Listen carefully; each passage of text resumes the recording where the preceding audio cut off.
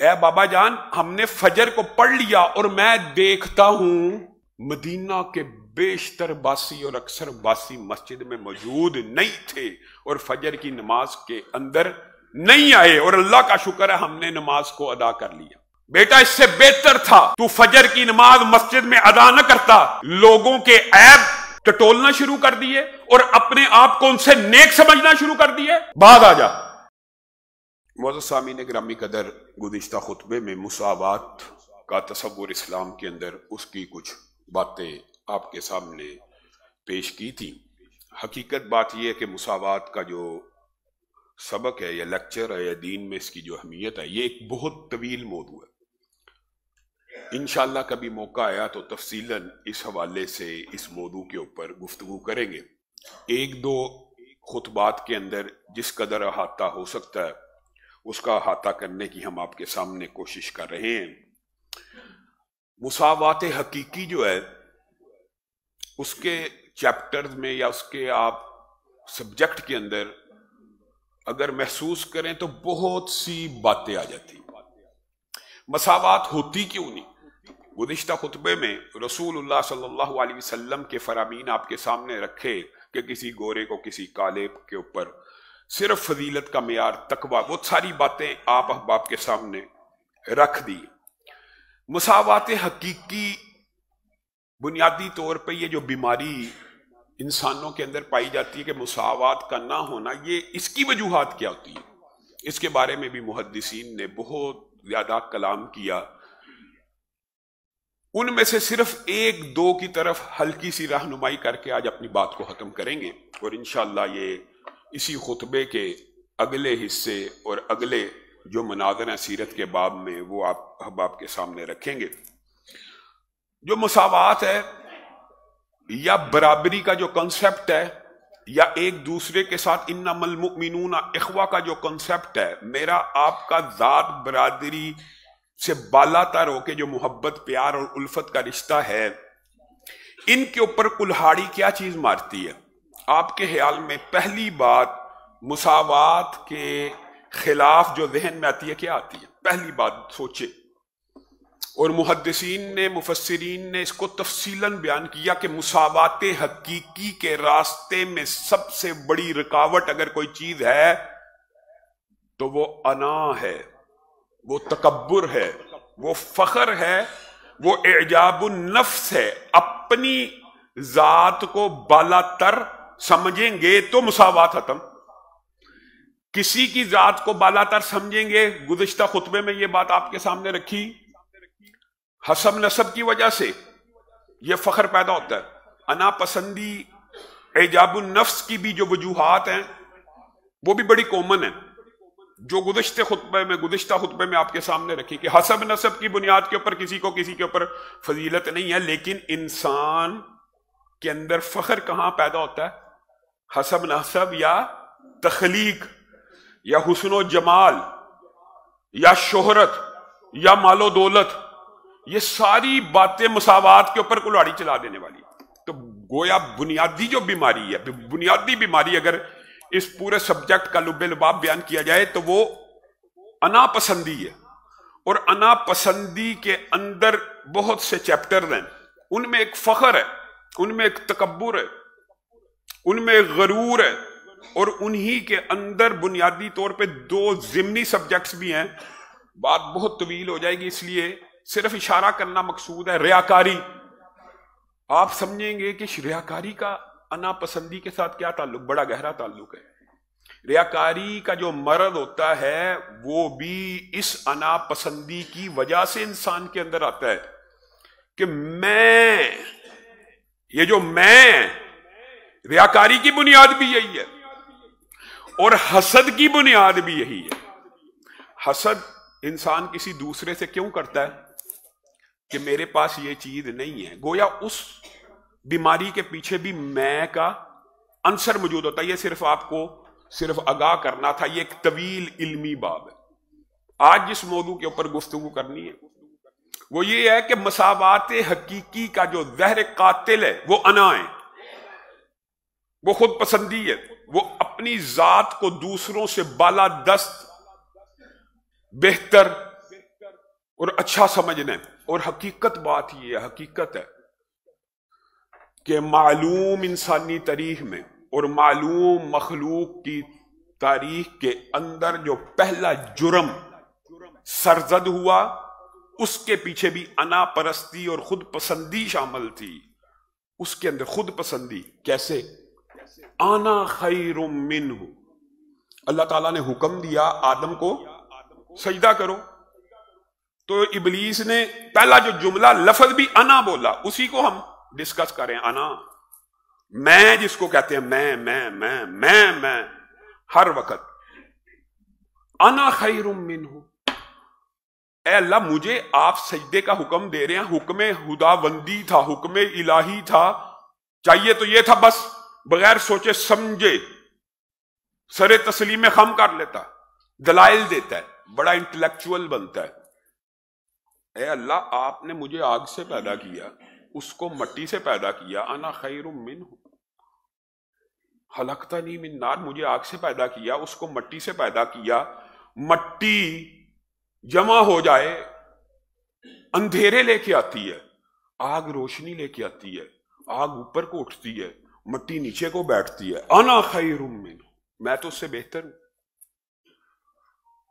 یہ انا پسندی، یہ خود پسندی، یہ اعجاب النفس ابلیس کے اندر سب سے پہلے پیدا ہوا، اور آج تک پوری انسانیت کو گمراہ کرنے کے لیے ابلیس کے بڑے ہتھیاروں میں سے یہ اعجاب النفس ہے. خود پسندی، اپنی ذات کے ساتھ محبت کرنا، اپنی ذات کو دوسروں سے بالادست سمجھنا، چاہے وہی بات حسب نسب کی وجہ سے ہو، چاہے دولت کی وجہ سے ہو، چاہے شہرت کی وجہ سے ہو. اور ایک بات ضرور کہنا چاہتا ہوں، اور اس باب کے اندر علماء کے لیے بہت بڑی تنبیہ ہے. پچھلے خطبے میں پورا خلاصہ یہ تھا کہ عزت کے قابل کون ہے؟ سب برابر ہیں، لیکن اگر کسی کو فضیلت ہے تو کس کو ہے؟ متقی کو. لیکن آج یہ بات بھی سمجھ لیجئے، اللہ کی قسم کچھ لوگوں کو خود پسندی اسی تقوی کے راستے میں بھی ملتی ہے. نیکی کا غرور اور گمنڈ یہ بھی انا پسندی اور خود پسندی کی ایک قسم ہے جو انسان کی نیکیوں کو برباد کر دیتا ہے. میں اب نیک ہوں، میں متقی ہوں.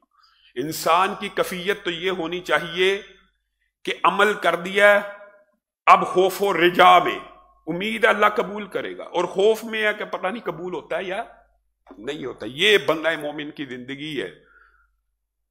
آپ کے ذہن سے یہ بات آئی ہے تو سمجھ لیجئے. رسول اللہ صلی اللہ علیہ وسلم نے 2 بھائیوں کا ذکر کیا، اور یہ بہت بڑی بیماری ہے، اور علماء کو اور نیک لوگوں کو اور مسجدوں میں بیٹھنے والوں کو اس شر سے بچنے کی بہت زیادہ ضرورت ہے. 2 بھائیوں کی بات سے قبل حضرت عمر کی بات بھی ذہن میں رکھ لیجئے.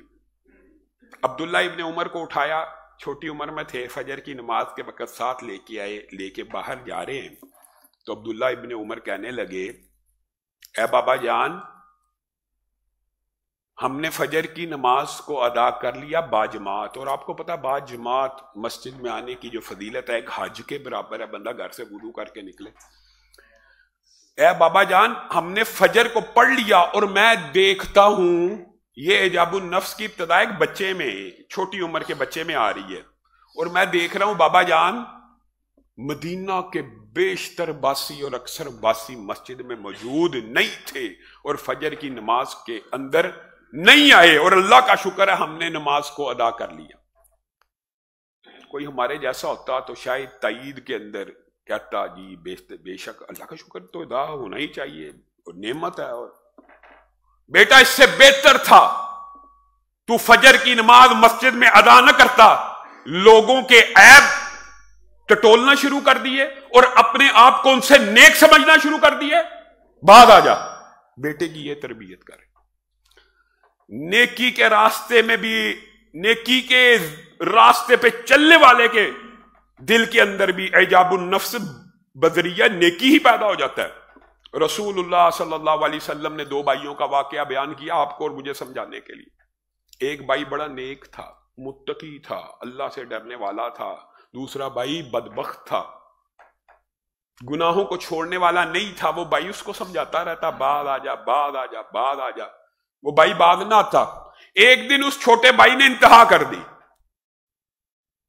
ایک عورت کو لے کے آیا اور وہاں دن دہاڑے سرے عام اس کے ساتھ برائی کر دی۔ بھائی نے دیکھ لیا، کہا واللہ و باللہ و تاللہ، اللہ کی قسم اللہ تجھے کبھی معاف نہیں کرے گا، تو اتنا کھلا بے غیرت ہے، تو اتنا کھلا بے حیا انسان ہے کہ سب کے سامنے فحاشی کا میدان گرم کر رہا ہے۔ رسول اللہ صلی اللہ علیہ وسلم نے فرمایا جس وقت اس نیک بھائی نے قسم اٹھائی، عرش عظیم سے اللہ رب العزت نے جواب دیا۔ یہ نہیں کہ فرشتے نے کہا، یہ نہیں کہ جبریل امین نے، من ذا الذی یتعلی علی، کون ہے جو میں رب کے اوپر بھی رب لگ گیا کہ رب اس کو معاف نہیں کرے گا؟ کون ہے؟ کس نے یہ جملہ بولا ہے کہ اللہ اسے معاف نہیں کرے گا؟ اللہ نے اس کو معاف کر دیا، اور اس جملہ بولنے والے کو پکڑ کے آگ میں ڈال دو۔ رب ایک کلمہ کئی مرتبہ، یہ نیکی کا غرور اور تکبر منہ سے ایسے جملے نکلوا دیتا ہے، یہ بھی ایک ڈائمنشن ہے۔ اور آپ کے ذہن میں وہ اشارہ کرنا مقصود ہے، باب طویل ہے تاکہ بات مکمل ہو سکے۔ آپ کے ذہن میں وہ حدیث ہے نا کہ جہنم کا افتتاح کن لوگوں سے ہوگا؟ ہے نا؟ قاری قرآن سے، مجاہد سے، سخی سے، تینوں اللہ کے لیے کام کرنے کی بجائے اپنے نفس کی تسکین کے لیے اور اپنی ذات کی بڑھوتری کے لیے۔ اس لیے میں نے آپ کو کہا تھا ریاکاری بھی اعجاب النفس ہی کی ایک بگڑی ہوئی شکل ہوتی ہے، اس کے اندر بھی میں پائی جاتی ہے، ریاکاری کے اندر بھی میں کا مادہ ہے۔ اگر آپ غور کریں یہ اتنی مشکل باتیں نہیں ہیں علماء نے جو لکھی۔ ریاکاری بنیادی طور پہ انسان اپنی ہی میں کی تسکین کر رہا ہوتا ہے، مجھے لوگ قاری کہیں گے، مجھے لوگ حافظ کہیں گے، مجھے لوگ مجاہد فی سبیل اللہ، مجھے سخی کہیں گے۔ رسول اللہ صلی اللہ علیہ وسلم نے فرمایا کسی کافر سے نہیں، کسی مشرک سے نہیں، جہنم کا افتتاح، جہنم کی ابتدا میری امت کے ان تین اشخاص سے ہوگی۔ بتائیے کیسی بدبختی کی بات ہے۔ کرتے تو نیکی تھے لیکن دل میں کا کیڑا ایسا تھا کہ اسی کے سامنے سرنڈر کر گئے، اسی کے سامنے ہر چیز کو، یعنی اللہ، انسان مسجد میں آتا ہے خالصتاً اللہ کے لیے، نماز پڑھنے آتا ہے، آپ جمعہ پڑھنے آئے ہیں اللہ کے لیے، اور یہ ایک ایسی بیماری ہے کہ آئے اللہ کے لیے، انما الاعمال بالنیات ہوتا ہے، لیکن دوران نماز بھی اگر آپ کے ذہن میں یہ خیال آ گیا میں اپنی نماز کو آراستہ اور پیراستہ کر لوں، ساتھ والا مجھے دیکھ رہا ہے، تو اجر میں کمی شروع ہو گئی، اجر کم ہونا شروع ہو گیا۔ بھائی تو کون ہے؟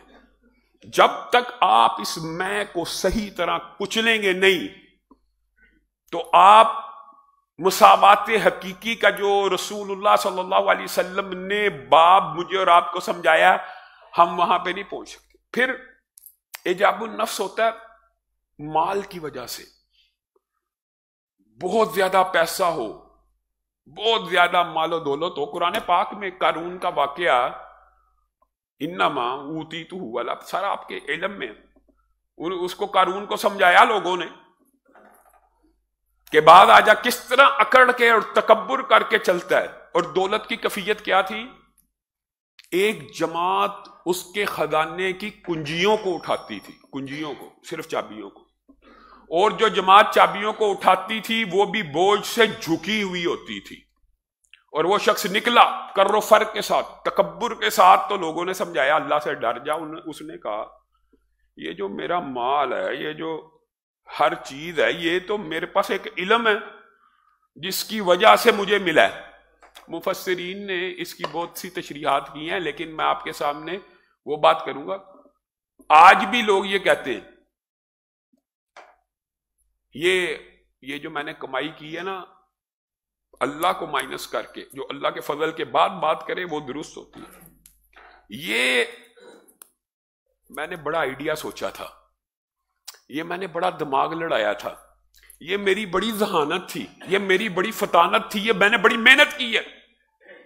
ایسا بے وقوف انسان ہے، اس کو یہی نہیں پتا کہ رزق کی تقسیم کے جو معاملات ہیں وہ اتنے عجیب ہیں، اتنے عجیب ہیں کہ میں اور آپ اس کو سمجھنے سے قاصر ہیں، کیونکہ اگر صرف محنت کی بنیاد کے اوپر رزق ملتا ہو تو دنیا کا سب سے امیر طبقہ مزدور اور مستری ہو۔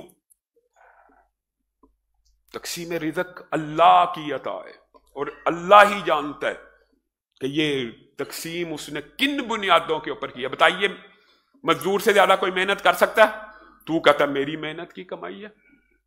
وہ سارا دن سیمنٹ اٹھاتا ہے، بجری اٹھاتا ہے، لوہے کو ہتھوڑیاں مارتا ہے، پھر پوری دنیا کے سب سے امیر تو مزدور کو ہونا چاہیے۔ پھر تو کہتا ہے کہ علم کی وجہ سے ہو گیا۔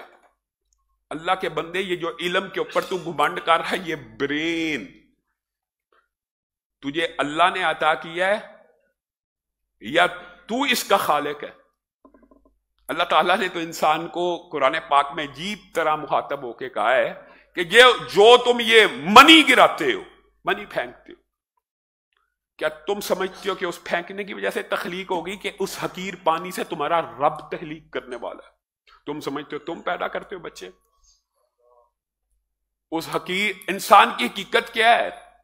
ایک حقیر پانی، ایک جرثومہ، ایک قطرہ جس کے اندر کئی لاکھ جراثیم ہوتے ہیں ننھے ننھے، وہاں سے انسان کی ابتدا ہوتی ہے، اور انسان کہے کہ یہ میں نے اپنے علم سے کمایا ہے، میں نے اپنے ہاتھوں۔ یہ ہاتھ کس نے دیے؟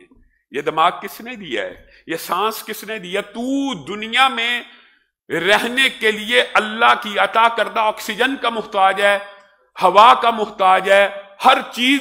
آنکھ اللہ نے دی، زبان اللہ نے دی، ہاتھ اللہ نے دی، اور تو یہ کہتا ہے کہ میری کمائی ہے۔ اس بات کے اوپر اعجاب النفس کرتا ہے اور خود پسندی کا شکار ہوتا ہے اور مساوات حقیقی سے منہ موڑ لیتا ہے۔ یہی قارون نے کہا تھا، اور رسول اللہ صلی اللہ علیہ وسلم نے ایک حدیث میں ایک شخص کے بارے میں ذکر کیا، اور بعض مفسرین اس حدیث کو لے کے بھی آئے ہیں، اور ضمنی طور پہ اگر آپ سمجھنا چاہتے ہیں تو مفسرین نے لکھا بنیادی طور پر وہ جو اس نے علم کا دعویٰ کیا، بعض لوگوں نے مفسرین نے لکھا، صرف آپ کے نالج کے لیے بتا رہا ہوں، یہ غیر متعلق باتیں ہوتی ہیں، لیکن جب جمعہ پڑھا کے بندہ جاتا ہے تو پھر لوگ سوال کرتے۔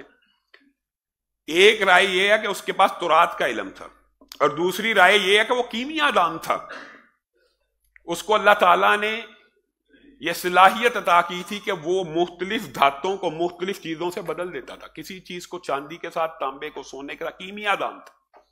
تو اس نے اس چیز کا دعویٰ کیا کہ یہ جو میں نے، یہ میرے نالج کی وجہ سے مجھے دولت ملی ہے۔ رسول اللہ صلی اللہ علیہ وسلم نے کہا اسی وقت اس جملے کی پاداش میں، اس انا اور تکبر اور فخر کی وجہ سے زمین میں اللہ رب العزت نے اس کو دھنسا دیا، مال کو بھی، چابیوں کو بھی، خزانے کو بھی، اور اس شخص کو بھی۔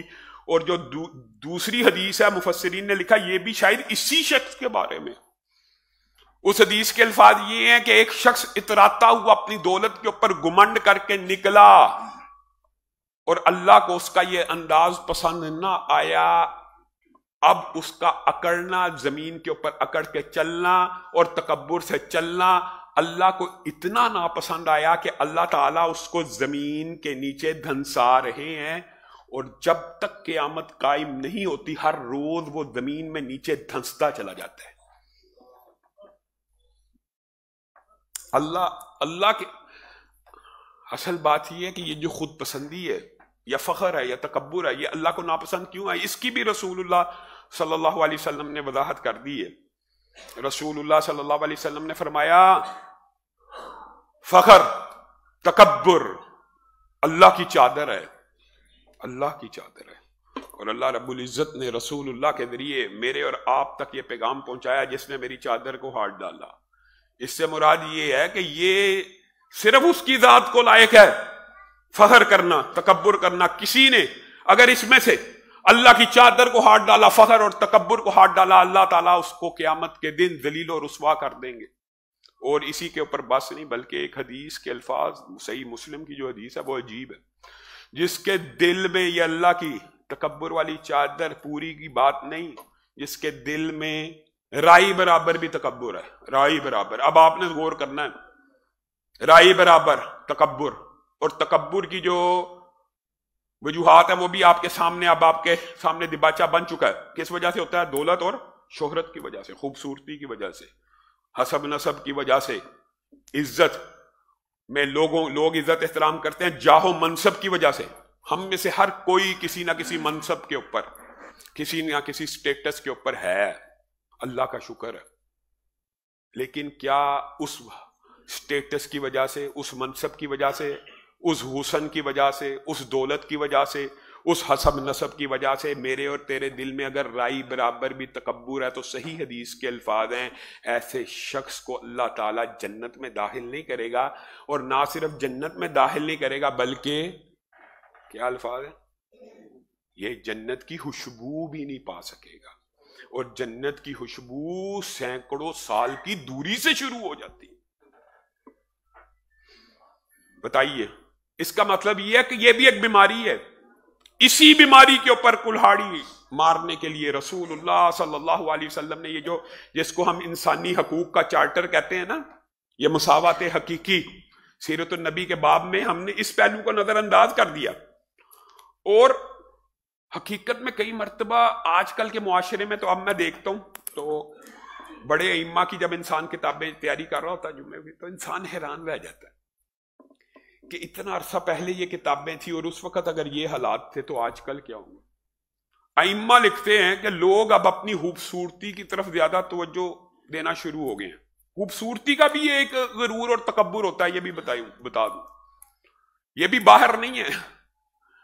اور آج کے دور کو اگر دیکھا جائے تو میں تو دیکھتا ہوں کہ آج کل تو پارلر بنے ہوئے، بیوٹیفیکیشن کے کورسز ہوتے ہیں، اور ہر میڈیکل سٹور کے اندر بیوٹیفیکیشن کے مختلف چیزیں اور کریمیں پڑی ہوئی ہیں۔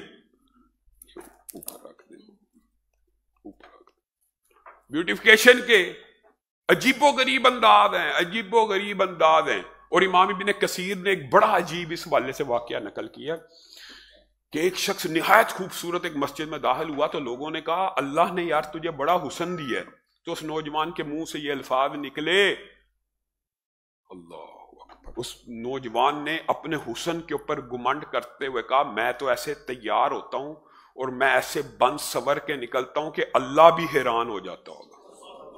لوگوں نے اس کی توجہ کرائی اللہ کی طرف، اور اس نے جملہ آگے سے یہ بولا، امام ابن کثیر کہتے ہیں ہماری آنکھوں کے سامنے ابھی یہ جملے ادا ہوئے، اس کے چہرے کے اوپر پھٹکار پڑ گئی، لعنت پڑ گئی، زخم نمودار ہوئے، دانے نمودار ہوئے، پورا جسم زخموں سے بھر گیا۔ وہ جو حسن کا منبع بن کے مسجد میں داخل ہوا تھا، لوگ اسے ٹاٹ اور بوریوں میں اٹھا کر باہر لے گئے۔ ایک جملہ آپ نے تکبر کو اور فخر کو اور انا کو بڑا معمولی سمجھا، بڑی معمولی سی بات ہے جی، کوئی ایسی بات ہی نہیں۔ شہرت کا، منصب اور جاہ کا تکبر بھی ہوتا ہے۔ اور امام غزالی نے اس حوالے سے بڑے عجیب جملے لکھے کہ حجاب النفس اور انا پسندی کئی مرتبہ انسان کے اندر اس قدر آ جاتی ہے کہ وہ اپنے گدھے کو اپنے پالتو جانور کو لوگوں سے بہتر سمجھنا شروع ہو جاتا ہے۔ اور یہ ہمارے معاشرے کی اللہ کی قسم حقیقت ہے۔ آپ نے نہیں دیکھا گدھے کی وجہ سے، گھوڑے کی وجہ سے، بھینس کی وجہ سے، بکریوں کی وجہ سے قتل ہو جاتے ہیں۔ میری بکری اور تیری بکری انسان سے بھی افضل ہو گئی ہے، میرا گدھا، میرا گھوڑا۔ یہ جو میں، یہ انسان کا ایسا جنازہ اور بیڑا غرق کرتی ہے۔ آپ سوچیں خود کہ انسان اپنے جانوروں کو لوگوں سے افضل سمجھنا شروع ہو جاتا ہے۔ ان جانوروں کی وجہ سے ملازموں کے اوپر تشدد نہیں کرتے سردار؟ بتائیے، قتل قتال کے واقعات آج معاشرے میں پیش نہیں آتے؟ اور اللہ کی قسم ائمہ نے عجیب عجیب جملے لکھے ہیں. کبھی آپ ان کتابوں کی طرف غور کریں کو حسب نسب کے علاوہ جاہو منصب بھی ایک سٹیٹس ہے. مطلب ایک بندہ ایس پی ہے، ایس ایچ او ہے، وزیر ہے، پرنسپل ہے، کسی ادارے کا سربراہ، یہ منصب ہے. آپ میں سے بھی ہر شخص کسی نہ کسی منصب کے اوپر فائز ہے. کوئی دکان کا، کوئی گھر کا، کوئی پلازے کا، کوئی ادارے کا سربراہ ہے. یہ جو منصب والے لوگ ہوتے ہیں، ان کے منصب ان کو انا پسندی، خود پسندی اور فخر کے اندر ایسے مبتلا کر دیتے ہیں کہ یہ انسان کو انسان ہی نہیں سمجھتے. اور ان کے حواری اور ان کے ملازم جو ان مناصب کے اوپر، آپ یہ دیکھیں، یہ جو علماء کی باتیں یہ خواب میں نہیں ہے. ان کے جو حاشیہ بردار ہوتے ہیں وہ تکبر اور فخر کی اس مقام پہ پہنچ جاتے ہیں کہ میں فلاں کا ڈرائیور ہوں. نہیں سمجھے؟ ڈرائیور، میں ایم این اے کا ڈرائیور ہوں، میں وزیر کا ڈرائیور ہوں، میں ایس ایچ او کا محرر ہوں، میں فلاں کا اہلکار ہوں. وہ ظلم اور فخر کے اسٹیٹس پہ پہنچ جاتے ہیں کہ انسانوں پہ ظلم کرنے سے باز نہیں آتے.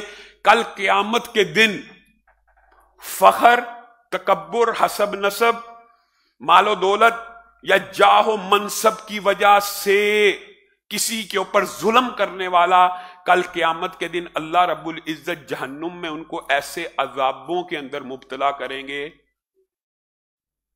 امام صاحب نے ایک عجیب جملہ لکھا کہ اللہ کی قسم ان کے حاشیہ بردار ان عذابوں کو دیکھ کے کہیں گے کہ کاش ہم دنیا میں کتوں اور بلیوں کے ملازم ہوتے، ان انسانوں کے ملازم نہ ہوتے،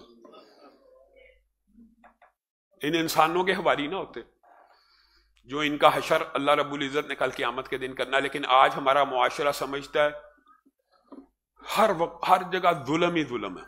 خاص طور پہ منصب کا ظلم بھی بہت زیادہ ہے، شہرت کا ظلم بھی ہے، حسب نسب کا ظلم بھی ہے. آپ بتائیے حسب نسب کے اوپر جو پچھلے خطبے میں رکھا تھا ابو لہب کے بارے میں، واحد جوڑا ہے قرآن کے اندر جن کا دونوں کا ذکر ہے کہ حسب نسب پہ اوپر اترانے والوں. اور ایک آیت کی تفسیر میں یہ بھی لکھا ہے کہ وَامْرَأَتُهُ حَمَّالَةَ الْحَطَبِ کا مطلب یہ ہے یہ واحد عورت ہوگی جو جہنم میں اپنے خامند کے اوپر لکڑیاں آگ کی پھینک رہی ہوگی. حسب نسب کام نہیں آئے گا. ما اغنی عنی مالیہ ہلک عنی سلطانیہ.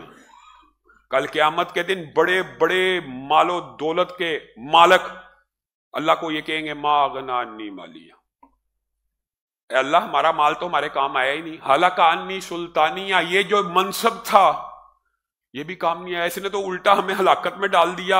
آج اس کی وجہ سے ہم عذابوں میں پکڑے جانے لگے ہیں، اتنی سی باتوں کی وجہ سے. خذوہ فغلوہ، پکڑو اسے، پکڑ لو، اس نے اقرار کر لیا، اس کو جکڑ لو فرشتوں کو اللہ کے. بہت سے جرائم ایسے ہیں جن کو ہم نے سمجھا نہیں. ہم یہ سمجھتے ہیں کہ نماز پڑھ لی، روزہ رکھ لیا، اللہ کا شکر ہے، وہ بھی اللہ کی عطائی ہوتی ہے جو پڑھتا تو. لیکن یہ جو باتیں باقی یہ کوئی مسئلہ ہی نہیں ہے.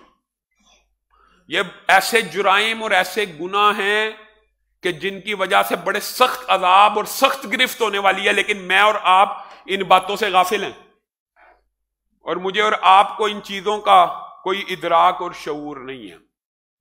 آپ مجھے بتائیے یہ جو میں ہے یا خود پسندی ہے، آپ اس کا مظاہرہ کئی دفعہ تو انسان کا بیڑا غرق کر دیتی ہے. لیکن آپ دیکھیں کہ یہ خود پسندی اور انا پرستی کئی مرتبہ انسان کو اس درجے پہ لے جاتی ہے کہ ایک بدبخت اٹھتا ہے اور کہتا ہے انا ربکم الاعلی. یہ کیا ہے؟ فرعون نے، قرآن پاک میں آتا ہے کہ اس قدر خود پسندی کا، اس قدر انا پسندی کا شکار تھا کہ لوگوں کو یہ کہنے لگا انا ربکم الاعلی، میں تمہارا سب سے بڑا رب ہوں. چھوٹے چھوٹے ہوں گے لیکن میں ان کا بھی رب ہوں. یہ تم دیکھتے نہیں نہریں میری مرضی سے چل رہی ہیں. یہ حکومت اور اقتدار کے اندر بیٹھے ہوئے لوگ خود پسندی کا شکار ہو جائیں تو کیسا کیسا منظر سامنے آتا. انا ربکم الاعلی. دیکھیے گویا انسانی تاریخ کے اندر، مخلوق کی تاریخ کے اندر سب سے پہلا جرم جو سردد ہوا ابلیس سے، اس کی بنیاد انا پرستی تھی، خود پسندی تھی اپنی ذات کے اندر، جس کو اردو میں ایجاب النفس اب اردو میں چلتا ہے، لیکن اس کی ایگزیکٹ ٹرانسلیشن اردو میں نرگسیت ہے۔ نرگسیت سے مراد یہ ہوتی ہے اپنی ذات کے نشے میں رہنا، اپنی ذات کو ہی سب سے بالا تر سمجھتے رہنا، اپنے آپ کو ہی سب سے اچھا سمجھتے رہنا، اپنے آپ کو ہی بس میں کا اسیر ہو جانا۔ یہ میں اور خود پسندی بنیادی طور پہ مساوات حقیقی کے لیے زہر قاتل ہے۔ مساوات ایکچولی اس وجہ سے ایگزسٹ نہیں کرتی کہ ہم حسب نسب کی وجہ سے کسی کو اعلیٰ سمجھنا شروع کر دیتے، شہرت کی وجہ سے، عزت کی وجہ سے۔ ہاں وہ پیرامیٹر ہم نے نہیں چھوڑنا کہ عزت کے قابل، احترام کے قابل سب سے زیادہ وہی ہے جو متقی ہے، یہ لوگوں کے لیے ہے، لیکن جو خود متقی ہے اس نے بھی بچنا ہے کہ کہیں تقوی کے ذوم کے اندر مبتلا نہ ہو جائے اور اس کی نیکیاں ضائع نہ چلی جائیں۔ اس نے خوف و رجا کی، نیکی کرے تو پھر اللہ کے سامنے ہاتھ پھیلا دے، اللہ اب قبول کرنا تیرا کام ہے، میں نے کر لی ہے۔ یہ نہیں کہ نیکی کی ہے تو وہ 100% متیقن ہے، قبول بھی ہو گئی ہے، اور دیکھو جی میں ہی کیتی ہے، میں ہی 30 حج کیتے نے اور کسی نو اللہ تعالیٰ نے، چاہے تیرا اللہ تعالیٰ اس جملے کی وجہ سے ایک بھی قبول نہ کرے، اور جس نے ایک بھی نہیں کیا وہ ساری زندگی پیسے جوڑ رہا ہے کہ کاش اللہ مجھے پیسے دے تو میں حج کر لوں، اس کا اللہ تعالیٰ رتبہ زیادہ بڑھا دے، اور یہ ثابت ہے باتیں۔ اس لیے مساوات حقیقی گزشتہ خطبے میں بھی آپ کے سامنے رکھا تھا، مدارج ہیں ماں باپ کے درجے کے، خاوند بیوی کے، اور حقیقت میں جو متقی زیادہ ہے وہی زیادہ قابل عزت ہے، لیکن جو متقی ہے اس کو بھی اپنے اوپر چیک اینڈ بیلنس رکھنے کی ضرورت ہے۔ اللہ رب العزت جو کہا گیا، جو سنا گیا، اس کو سمجھنے کی توفیق عنایت فرمائے۔ علامہ ہشام الہی ظہیر آفیشیل چینل کو سبسکرائب کر لیں۔